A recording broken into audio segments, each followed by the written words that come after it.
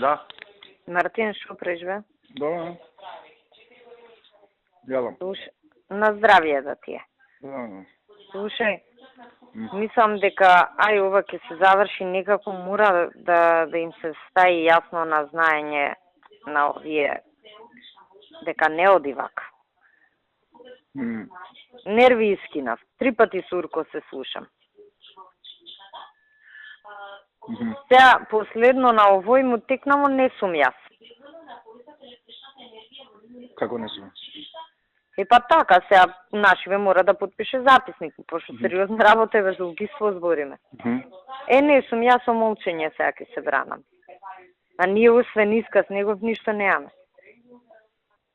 Му се јавив на Урко, малку да се привере, нека не зафркава. Ние излеговме денес, тоа е вака, така и сега не сум јас. А оне? Оне, а? А оне бе, Мартин? Добре. Да му кажам на човекот, сега?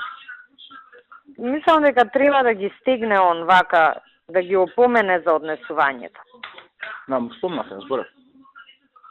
Непрофесионално е да се лаже така. Прво е непрофесионално да се лаже. Второ, ајде да сме опозиција, па прави параструктура.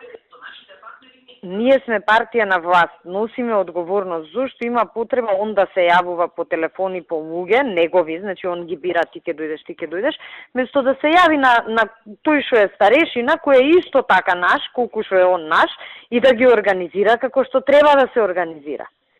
Ако ништо друго, ако има проблем да сме со процедура покриени. Добро. Пази, сега ние викаме имаме признание од полицаец, пошто де факто го имаме, а нема службена белешка, бе, ќе му текне на некој од комуњариве. И они биле на власт, знаат како се работи.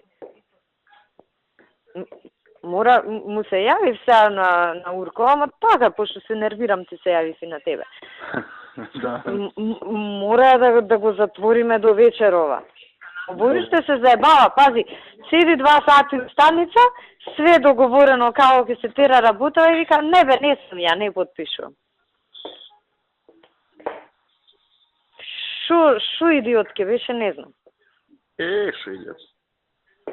Зошто Ми текна кој е тој. Ти текна? Ми текна. Па зошто беше тргнат?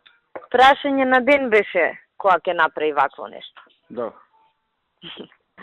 И добро е што е таму, а не кај што беше претходно.